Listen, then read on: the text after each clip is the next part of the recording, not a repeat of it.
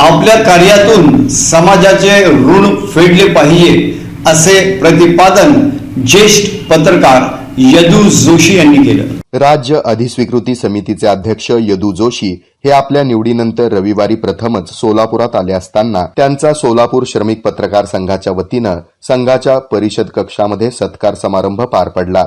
श्री सिद्धेश्वर देवस्थान पंच कमिटीचे अध्यक्ष धर्मराज काडादी यांच्या हस्ते यदू जोशी आणि अर्चना जोशी यांचा श्री विठ्ठल रुक्मिणी यांची मूर्ती, शाल आणि सोलापुरी बुके देऊन यथोचित गौरव करण्यात आला। यावेळी विचार मंचावर श्रमिक पत्रकार संघाचे माजी अध्यक्ष शांतकुमार मोरे, दशरथ वडतिले, श्रमिक पत्रकार संघाचे अध्यक्ष विक्रम खेलबुडे, सरचिटणीस सागर सुरवसे, ज्येष्ठ पत्रकार विजयकुमार देशपांडे आदी मान्यवरांची उपस्थिती होती। यावेळी बोलताना यदू जोशी म्हणाले, आपण स्वच्छ राहणं आणि इतरांना स्वच्छतेचा आग्रह वर्तनातून धरणं आज महत्वाचं आहे।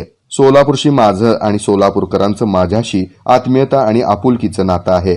या उपकारातून उतराई करण्याचा माझा प्रयत्न राहील, असं यावेळी ते म्हणाले।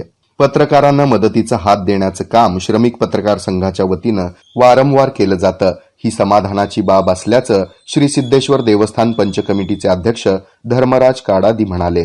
कार्यक्रमाच्या प्रारंभी प्रास्ताविक संघाचे अध्यक्ष विक्रम खेलबुडे यांनी केलं। या कार्यक्रमाचं सूत्रसंचालन विजयकुमार राजापुरे यांनी केलं, तर अधिस्वीकृती समितीचे सदस्य प्रमोद बोडके यांनी आभार मानले। यावेळी विविध माध्यमांचे पत्रकार मोठ्या संख्येनं उपस्थित होते। सोलापूर हे नागपूर नंतरचं माझं मी दुसरं घर समजतो।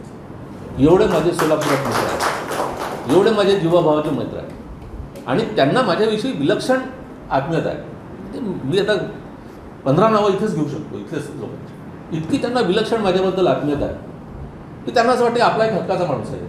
आणि मलाही असं वाटतं की अरे मी तेव्हाही त्यांना फोन करून म्हणू शकतो, काय अगदी खाजगी त्यांच्याशी बोलू शकतो, वैयक्तिक बोलू शकतो। हे जे आपलेपण आहे हे सोलापूरच्या पत्रकारांनी मला दिलेलं आहे।